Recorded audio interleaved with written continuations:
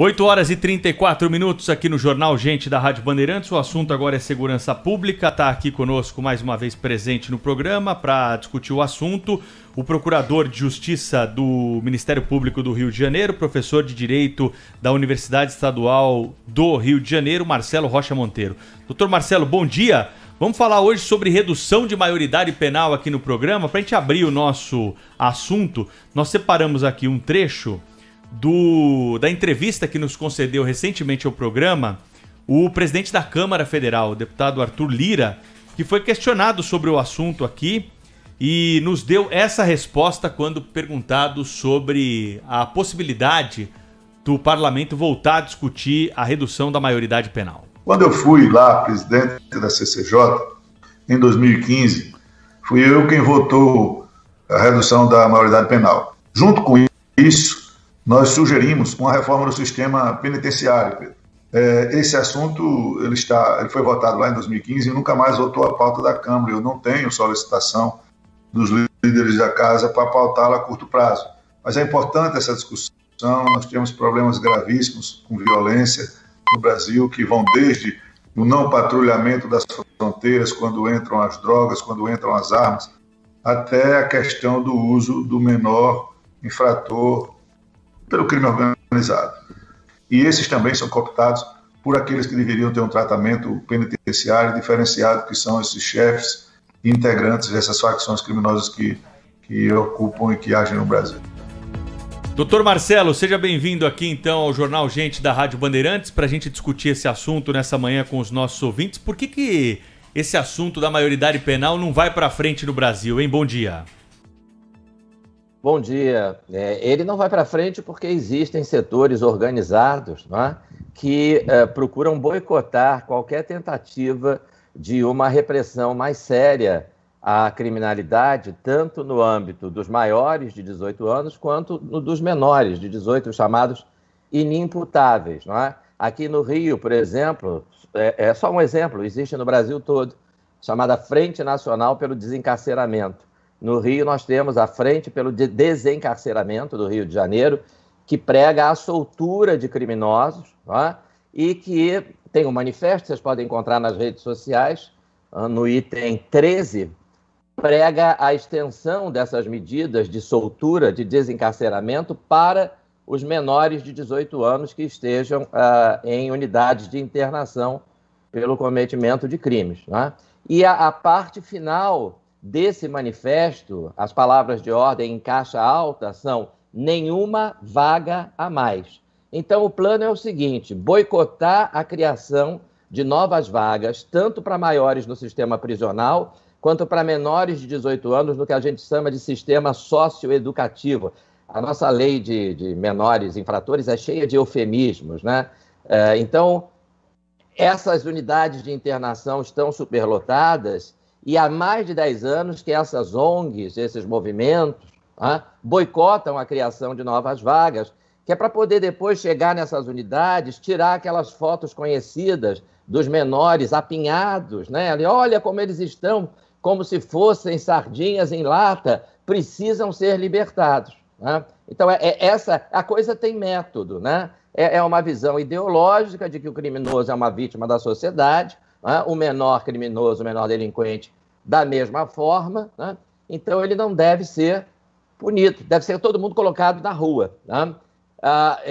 Nós temos hoje no Rio, né? O deputado Arthur Lira mencionou o crime organizado. A nossa estimativa é de que as 3 facções do tráfico usem como soldados são os matadores do tráfico, né? Que aqui no Rio, com muita frequência, usam fuzil.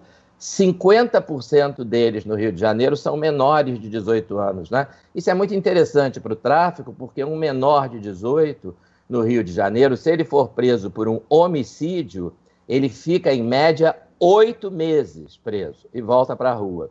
Se ele for preso por um latrocínio, um roubo com morte, aí ele fica 1 mês a mais, 9 meses em média, e volta para a rua. Então é interessante para o tráfico recrutar essa mão de obra, porque ela volta logo, né? Mesmo que seja presa, volta logo. Né? Essa é a nossa situação. Doutor Marcelo, muito bom dia, bem-vindo ao nosso programa mais uma vez. Eu fico olhando essas entidades, né, como esta Frente Nacional pelo Desencarceramento e ONGs, inclusive algumas delas que ingressaram com aquela ação no Supremo para proibir a polícia. Essa gente toda, essa gente dessa laia, não seria financiada pelo tráfico? Há evidências disso? Olha, eu não sei se são financiados, mas eles estão claramente aí para atender os interesses do tráfico, né? Se você verificar o item 12 do manifesto dessa frente pelo desencarceramento no Rio de Janeiro, ela pede debate crítico acerca da, aspas, falida e danosa política de guerra às drogas, de modo a avançar no sentido do seu fim. Eles querem o fim da guerra às drogas, né? Pois a guerra às drogas é a principal causa do encarceramento e da violência. Então, para eles, a causa do encarceramento e da violência não é o tráfico, é a guerra ao tráfico, é o combate ao tráfico. Então, vamos deixar o tráfico traficar em paz. Essa que parece ser a ideia. Né? Vamos deixar. Esse é o mesmo pessoal que reclama de operações policiais contra o tráfico de entorpecentes. São as mesmas ONGs, Conectas, Justiça Global. Esse manifesto é assinado por essas ONGs, pelo deputado Marcelo Freixo, por deputado Renato Cinco, que também é do PSOL aqui do Rio de Janeiro, enfim, tá? Coletivos conhecidos, ligados também a partidos de esquerda, tá? E é isso, né? É assustador, porque são essas mesmas ONGs e políticos que dizem que absurdo, olha, está havendo uma existe um problema de superpopulação carcerária, existe mesmo, né? Existe um problema de superlotação também para os menores infratores, existe mesmo. E aí a gente propõe, vamos construir novas unidades, e eles colocam aquela palavra de ordem, nenhuma vaga a mais, nenhuma vaga a mais. Bem, a gente está conversando aqui na Rádio Bandeirantes, falando sobre segurança pública, com o procurador do Rio de Janeiro, doutor Marcelo, que vai falar para a gente também a respeito da visão dele sobre processo legislativo. Eu queria perguntar para o senhor o seguinte, essa conta eu tenho um pouco de dificuldade de entender o que aconteceu, eu queria saber a visão do senhor. A pauta de segurança pública foi uma pauta muito forte na eleição, não só do presidente Jair Bolsonaro, como também do Congresso Nacional, que está aí hoje. Houve uma grande renovação no Congresso, boa parte dos deputados e senadores se elegeu na esteira também da popularidade do presidente Jair Bolsonaro e muitos deles ligados à pauta de segurança pública. Porém, a gente não acompanha hoje, na Câmara nem no Senado, assuntos como esse da maioridade penal e outros ligados à segurança sendo colocados efetivamente em pauta. Se existe hoje, não sei se exatamente maioria, porque são assuntos que têm divergências grandes entre a própria base governista, mas se existe hoje uma corrente majoritária, pelo menos favorável, a colocar isso em pauta, por que isso não vai para frente, doutor Marcelo? Eu acho que é um problema de falta de articulação política da base governista, né? Precisava se articular melhor, porque esses, como você disse muito bem, são temas que foram importantes também na eleição do atual presidente. Não é? Nós tivemos, por exemplo, uma reforma do Código de Processo Penal, no chamado pacote anticrime, não é? Que não só foi muito tímida em alguns aspectos, né? Houve alguns avanços pequenos na lei de execução penal, nesse negócio de progressão de regime semiaberto, saidinha, temporária. Houve alguns progressos muito tímidos. Em compensação, quando eu digo progresso, eu estou falando do ponto de vista da sociedade, né? Porque eu considero progresso o endurecimento da lei penal e que um criminoso de alta periculosidade, um assaltante à mão armada, não possa voltar para a rua depois de 1/6, né, de cumprimento da pena, né, que ele foi condenado. 6 anos, volta para a rua com 1 ano.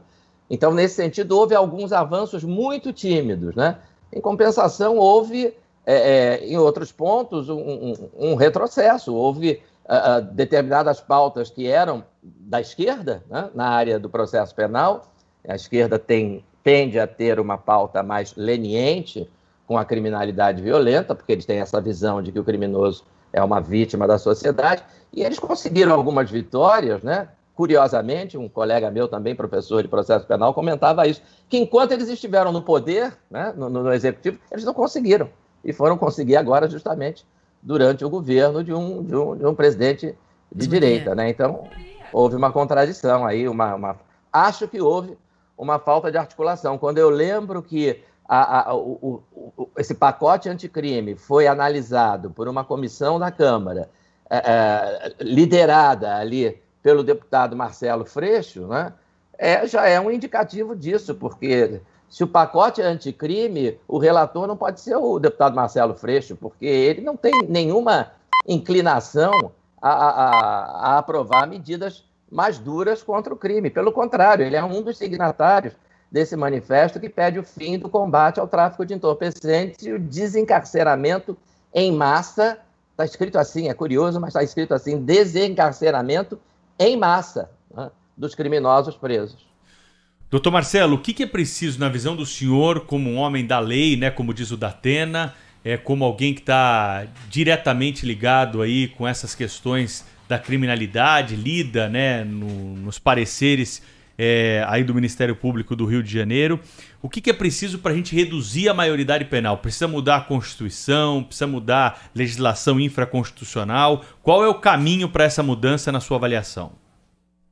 Precisa mudar a Constituição, né? Porque a questão da maioridade penal está prevista no texto constitucional. É preciso mudar a Constituição e dar um mínimo de coerência à nossa legislação, né? Não faz sentido que a mesma legislação que permite que um jovem de 16 anos vote para presidente da República considere esse jovem inimputável, né? O menor de 18 é considerado pela nossa legislação inimputável. O que é inimputável? Inimputável é a pessoa que não consegue entender que aquilo que ela está fazendo é crime, que aquilo que ela está fazendo é errado. São duas causas de inimputabilidade. Uma é a doença mental. Em virtude de uma doença mental ou de um desenvolvimento mental incompleto ou retardado, é a redação do artigo 26, a pessoa não consegue entender o caráter criminoso daquilo que ela pratica. Tá? Isso tem que ser avaliado por um perito, tá? Por um psiquiatra forense. A outra causa, que não precisa de avaliação, porque é uma presunção da lei, é a menoridade. Se você ainda não completou 18 anos, você não tem desenvolvimento mental suficiente para entender que matar é errado, que estuprar é errado, que assaltar é errado. Isso em 2021 parece até uma piada, tá? Quer dizer, você tem, pela nossa lei, a capacidade de entender qual é a melhor proposta dos candidatos a presidente para a política de juros do Banco Central, né? Para a política de emprego, né? Para a política de segurança pública, para a política fundiária, ou seja, uma série de questões extremamente complexas, muitas delas eu não entendo, eu não tenho capacidade de dizer qual é a melhor proposta, né? Mas você que tem 16 anos, você tem capacidade para entender isso, mas não tem capacidade para entender que matar é errado, que estuprar é errado. Isso é uma loucura, né?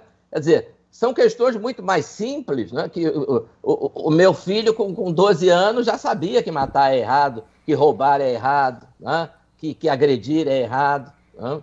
E, no entanto, nós temos essa situação. Um menor de 16 anos tem capacidade reconhecida para escolher qual é a melhor proposta de governo nos candidatos a presidente, governador, prefeito, etc. Né? Mas, teoricamente, ele não tem, por uma presunção absurda da lei, uma ficção, na verdade, né? Ele não tem capacidade de entender o caráter criminoso do ato de matar alguém, do ato de apontar um revólver, né, e assaltar essa pessoa, diga. Doutor Marcelo, tem em vários países, né, tem concepções diferentes, né, por aí afora, sobre o limite, né, reduzir a maioridade penal para que idade, né? Há aqui uma discussão que é mais ou menos... é mais frequente, né, a proposta de se reduzir para 16 anos, que é a idade que permite, por exemplo, como o senhor explicou muito bem, que o garoto de 16 anos vote para presidente. Então seria reduzir para 16. Mas há países que não tem limite nenhum. Cometeu crime tem que ser punido de alguma maneira, né? É claro que um menor não pode cumprir pena de qualquer espécie ao lado de criminosos de maioridade. Isso é outra conversa. Hoje já é a questão da execução penal. Mas eu digo o seguinte, qual que o senhor considera a proposta mais adequada? É não ter limites de idade? É reduzir para 14, para 15, para 16 anos? Qual que seria o melhor? Eu acho que é uma proposta intermediária, né? Eu acho que a redução deve ser para 16 anos, né? Pelo critério etário, puro e simples, nessa faixa, né? A partir de 16, você já tem amadurecimento suficiente para ser responsabilizado pelos seus atos, né? Abaixo de 16, aí eu acho que nós poderíamos adotar o critério que é utilizado na maioria dos estados americanos, né? Já que lá a legislação é estadual, né? Você vai ter... os Estados Unidos realmente não tem limite de idade. O que vai se fazer é uma avaliação psicológica, psiquiátrica, multidisciplinar daquele menor que praticou o delito, para se verificar se ele já tem maturidade suficiente para ser julgado como adulto, tá? Esse critério cronológico dos 16 anos, existem países que a responsabilidade de adulto começa 14 anos, né? A Alemanha é sempre muito citada por ter um sistema tutelar, né? Que dizem que é semelhante ao nosso, né? E que foi inspiração para muitos países da Europa, mas, na verdade, na Alemanha é admissível que um menor de 14 anos que comete crime grave, né, já seja julgado por adulto, desde que passando por essa avaliação de profissionais, né, que vão dizer que se ele já tem ou ainda não tem maturidade suficiente. É muito citado esse exemplo da Alemanha de forma enganosa, né? É um exemplo que foi mais ou menos seguido por Portugal, Bélgica, uma série de países, né? Mas, então você tem essa combinação, você tem uma idade a partir da qual ele é plenamente imputável, né? E antes dessa idade, não necessariamente ele vai deixar de ser julgado como adulto. Isso vai depender da avaliação que vai ser feita. Eu acho que essa combinação é o melhor sistema, né? E essa idade no Brasil, me parece que deveria ser 16 anos, até por uma questão de coerência com a legislação eleitoral, por exemplo. Dr. Marcelo Rocha Monteiro, procurador de Justiça do Rio de Janeiro, professor de Direito na Universidade Estadual do Rio de Janeiro, conversou mais uma vez conosco aqui no Jornal Gente da Rádio Bandeirantes. Na semana que vem ele volta para conversar com a gente sobre outro assunto ligado à segurança pública. O nosso objetivo aqui é trazer para você mais informações, né, para que a gente possa combater organizações criminosas, trazer mais segurança para a população, né? A gente está falando muito da pandemia, mas tem outros assuntos também que não podem parar no país. A gente sempre lembra aqui. E essa violência toda não parou na pandemia. A gente está vendo aí números crescentes, violência doméstica, atuação do crime organizado, né? A forma como o crime organizado vai se estruturando. Não podemos deixar esse assunto passar em nenhum momento, porque a cada dia que passa eles estão mais fortes, estão mais organizados. Você vê que o PCC tem banco hoje em dia, né? Virou uma multinacional, uma facção criminosa. E é só com o rigor da lei, como disse o Dr. Marcelo, que nós vamos mudar esse quadro. Dr. Marcelo, um abraço, obrigado pela participação, até a semana que vem, hein? Obrigado, um abraço.